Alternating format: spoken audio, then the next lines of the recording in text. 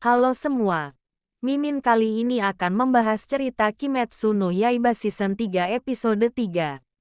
Selama pelatihannya, Tanjiro berhasil memberikan serangan ke Yorichi Type Zero dan membuat boneka tersebut hancur. Dan Tanjiro pun meminta maaf kepada Kotetsu karena telah menghancurkan boneka langka dan legenda yang diwariskan turun-temurun oleh keluarganya. Namun, Kotetsu justru memaafkan Tanjiro yang padahal sebelumnya dia sangat keras kepala saat Muichiro hendak meminjamnya. Tanpa disangka, muncul sebuah pedang dari tubuh boneka Karakuri yang Kotetsu prediksikan telah berusia 300 tahun, sesuai dengan umur boneka tersebut.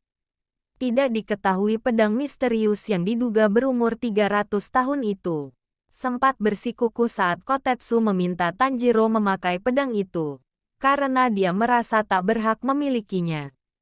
Singkat cerita, Tanjiro pun menerima bujuk rayu Kotetsu. Dia mengambil pedang itu dan segera menariknya dari sarung. Ternyata, pedang tua itu sudah berkarat yang membuat Tanjiro kecewa. Di sisi lain, dari dalam hutan muncul sesosok manusia besar yang meminta pedang berkarat itu. Namun Tanjiro dan Kotetsu tak memberikan pedang itu padanya. Setelah beberapa saat, ternyata orang itu adalah Haganezuka yang berniat memperbaiki pedang misterius itu. Pedang itu pun akan diperbaiki Haganezuka selama 3 hari 3 malam. Menurut Kanamori, Haganezuka sangat menyukai Tanjiro karena dia satu-satunya orang yang mempercayakannya menempa pedang. Tanjiro yang mendengar ucapan Kanamori pun menjadi terharu. Menurut Tanjiro, Haganezuka adalah orang baik. Saat Tanjiro dan Nezuko tengah beristirahat, tiba-tiba Muichiro datang dan menanyakan di mana Kanamori berada. Tanjiro pun mengatakan, dia mungkin sedang bersama Haganezuka. Desa penempa pedang merupakan tempat yang sangat tersembunyi. Bahkan Muzan bersama para iblisnya tidak tahu keberadaan tempat ini. Salah satu iblis yang muncul di rumah tempat Tanjiro beristirahat mengungkapkan bahwa dia sangat kagum pada Gyoko, iblis bulan atas 5 yang menemukan desa penempa pedang. Saat Tanjiro dan Muichiro sedang mengobrol soal keberadaan Kanamori, tiba-tiba ada sosok di balik pintu, yang merayap masuk ke dalam ruangan mereka. Sosok berwujud orang tua itu meminta tolong pada keduanya.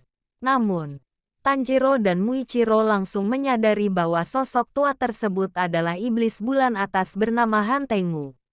Tanjiro sempat bingung apakah iblis yang ada di hadapannya merupakan iblis bulan atas atau bukan. Yang membuat Tanjiro dan Muichiro terkejut adalah Hantengu tak bisa mati meski kepalanya dipenggal.